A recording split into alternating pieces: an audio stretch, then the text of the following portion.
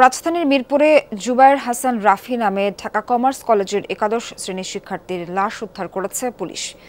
কথা কাটাকাটি আর দ্বন্দ্বের জেরে তাকে হত্যা করা হয়েছে অভিযোগ তার পরিবারের। শনিবার সন্ধ্যায় কলেজের পাশের ভবনে এই হত্যাকাণ্ড ঘটে। জড়িতদের ধরতে কাজ করছে পুলিশ।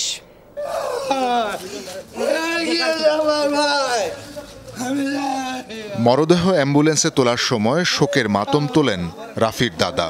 সন্তানের এমন মৃত্যু মেনে নিতে পারছেন না বাবা ও স্বজনরাও। বাড়ি নারায়ণগঞ্জের রূপগঞ্জে। ভালো লেখাপড়ার আশায় মামা নুরুজ্জামানের বাসায় থেকে লেখাপড়া করত ঢাকা কমার্স কলেজে।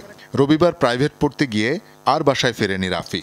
রাতে তার ক্ষতবিক্ষত মরদেহ পাওয়া গেল তারই সহপাঠী রাজিনের বাসায়। পরিবারের অভিযোগ, পূর্বশত্রুতার জেরে খুন করা হয়েছে তাকে।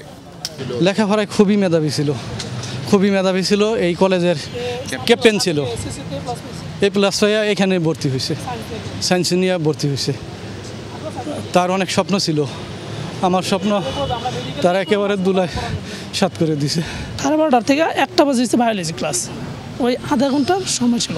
এই সময় সে বাসায় জানে, সে হয়তো বা এখানে যারা নিয়ে আসছে অবশ্যই বন্ধুরা নিয়ে আসছে, অচেনা মানুষ তো জোর করে নিয়ে আসেনি। অনেকদিন আগে তো ক্লাসে একটা ঝামেলা হয়েছিল ওই রাজিন করে একজনের সাথে। তাহলে আমার মনে হচ্ছে রাজুন কিছু করলো কিনা। আনুমানিক সন্ধ্যা 6টার পর হত্যাকাণ্ডটি সংঘটিত হয়। ঢাকা কমার্স কলেজের পার্শ্ববর্তী লাল বিল্ডিংয়ের 3য় তলায় রক্তাক্ত লাশ পড়ে থাকতে দেখে পুলিশকে জানায় স্থানীয়রা। যখন ওই লোকটা খুন হয়েছে তখন তালা মারিয়েছিল, ভিতরে যা হওয়ার হয়েছে।